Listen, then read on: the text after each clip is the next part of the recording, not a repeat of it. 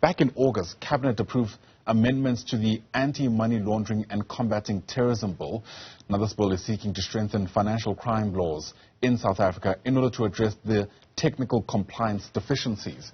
However, while the proposed changes have been widely welcomed, concerns have also been raised about the impact that these will have on non-profit organizations who usually rely on money pledges and donations from all over the world. In fact, Africa Tikkun Foundation has suggested that non-profit organizations be granted some kind of transitional period in order to allow them enough time to comply with these changes. For more on this, let's bring in the organization's Group CEO, that's Mark Lubner, who joins us via our video link this morning. Mark, great to see you once again. Thanks very much indeed for making time for this conversation. So help us connect the dots here. In what ways are these amendments potentially disadvantaging NGOs? Well, you see, Ian, first of all, thank you for having me on your show, and I hope that the view that I express takes into consideration the view of all NGOs, not just Africa Tikkun. The issue really is to do, from a generic perspective, with, are we seen to be compliant in meeting anti-money laundering and anti-terrorism initiatives that are obviously very real. And certainly seems to be set from Cabinet, from National Prosecuting Authority and various members of government, there seems to be a willingness to cooperate. The difficulty seems to be the time frame. The problem, unfortunately, is if we are grey listed, we in the non-for-profit sector can be materially affected. It might make it very much more difficult for foreign donors to contribute to South African non-for-profit entities. And unfortunately, there's a very competitive global market looking for charitable funds to help uplift our communities around the world.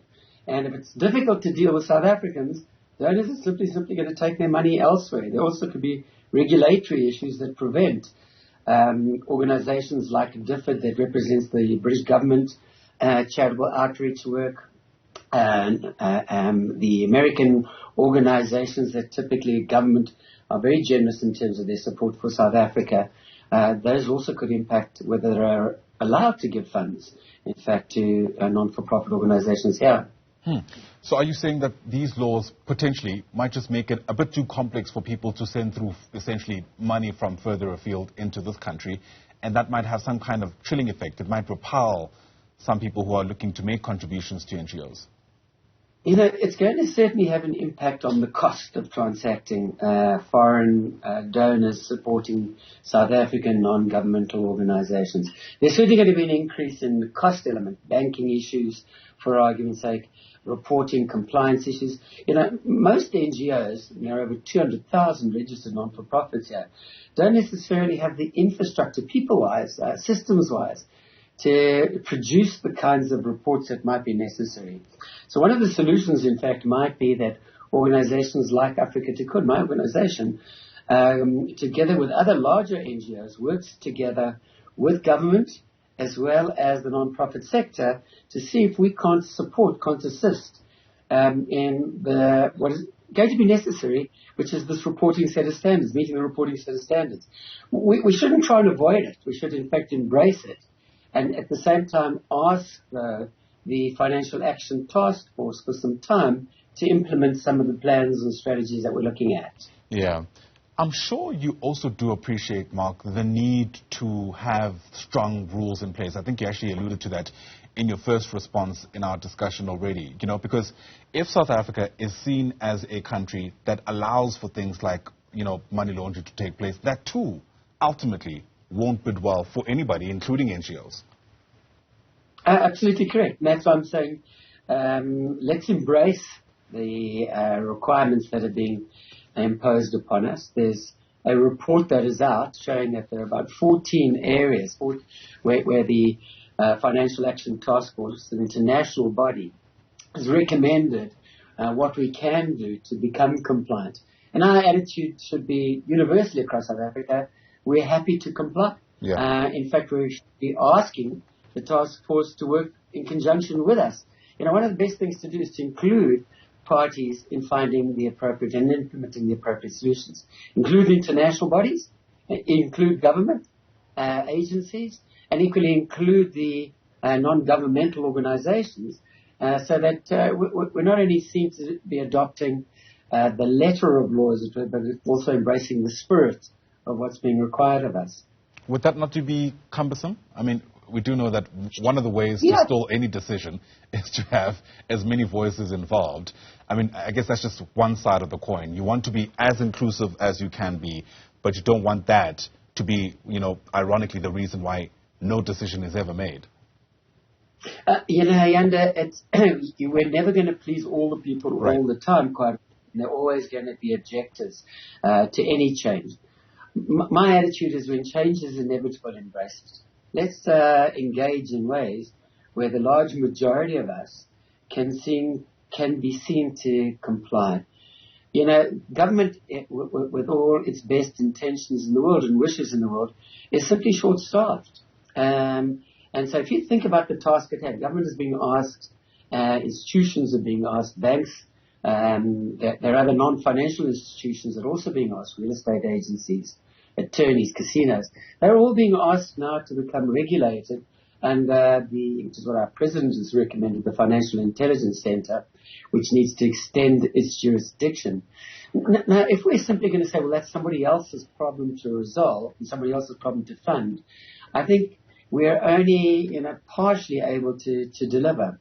But if we take an attitude of mind that says the objectives are the following, this is the time frame in which we want to meet those objectives, get Financial Action Task Force to support the timetable so that they don't grey list, even if it's the non-governmental sector to begin with, whilst we're implementing these changes, these reporting standards.